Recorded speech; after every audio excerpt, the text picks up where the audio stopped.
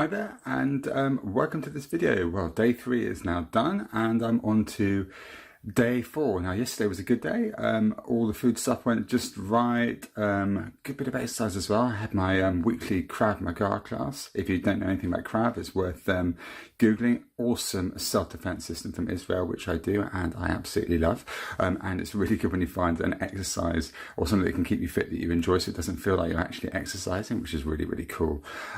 So today I want to talk to you a little bit about why we overeat, or why some of the thinking now is behind why we overeat. And one of the things a quote I read about was that being overweight and being obese, as I used to be, was actually the smoke, and there was some fire somewhere else that was causing it to happen. So this overeating and this general treating yourself badly. And I've read this in the book about depression. Now, I'm really lucky I don't suffer from depression. I have a couple of friends who do, and I think it's a terrible thing. But I like to read, and so this is one of the books that I was reading, and actually my wife is reading as well. Often she'll get books to read and then say, Rob, you should read this, and I do. She's brilliant like that. She's brilliant in most ways, but she's really brilliant like that. And anyway, there was one section where they were talking about overweight people and a study that was done on clinically obese people, and how when they lost weight they often put it back on again. Now, I'll talk about this study again in the future, just to talk about very low calorie diets and what we actually need to survive, which is fascinating in its own right. But for now, I just want to talk about why people put on weight. And the idea behind it is they did some research, and they found that there were 3 core reasons why people would put on weight after they lost skin, or why people actually overate. One was protection, and that was often for people who've been abused, sexually abused or physically abused. So you put on weight so that nobody's going to come with you, nobody's going to try and chat you up, nobody's going to try and sleep with you or make any physical advances. The second was also a different kind of protection, which was a physical size and strength protection. So if you're big, you're strong, or if you're big and fat, you're big, so people aren't going to try and pick fights with you or bully you physically, although you do get emotional bullying off the back of it. And the third reason was one to cover you against failure.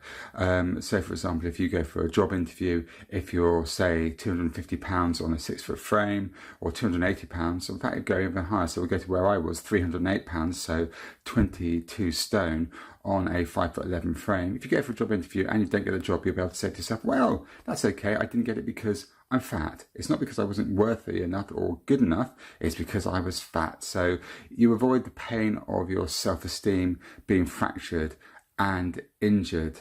Now, my background, I was sexually abused as a 7-year-old. I was also beaten to within an inch of my life regularly for 3 years at boarding school. And it's one of those really draconian places that you see in the movies. I mean, if you can imagine that kind of a place and then make it worse, it was that. So it was pretty bad.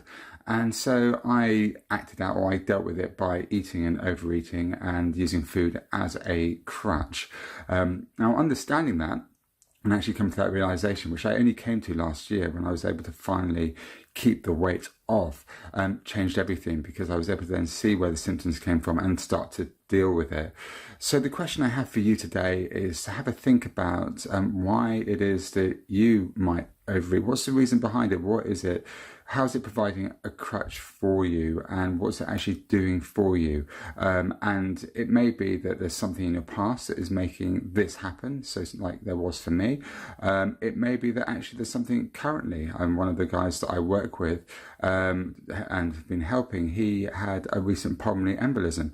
And after that, he got depressed, felt really, really down, and it knocked his confidence, and he started to overeat as a coping mechanism for that. Again, he was trying to disappear because he felt so bad about himself.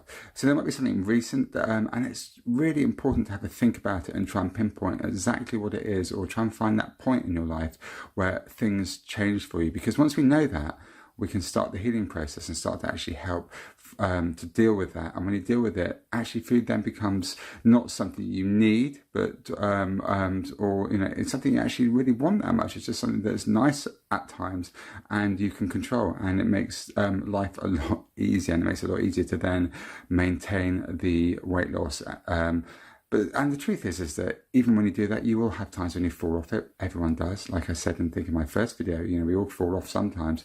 Events happen that make things bad for you. My dad died 3 years ago, and that caused me to overeat again. My mum's really unwell at the moment. And I've no doubt that when she dies, I will probably fall off in some way, shape or form. But I know that using this program, I can bring myself back in line again, both physically and mentally. And that's the important thing, addressing both sides, both the physical side, the eating, the exercise, what to do, but also the mental side and how to help your mind, help your brain, help yourself deal and cope with, frankly, all the shit that can be thrown at you through life and that life brings up. And life has a lot of amazing things, but it does have crap. And it's knowing how to deal with that, both the positive and the negative, in a constructive way that can help with the long-term weight loss and health that we strive for, or certainly I strive for and that I want, because I want to live as long as possible, and I want to grow old with my wife, grow old with my daughter, and that's really important. So anyway, that's me for today. That is the end of my chat for day 4. I will see you tomorrow on day 5 and give you a report of how the day went, and we'll talk about something else. So I'll speak to you then. Bye-bye.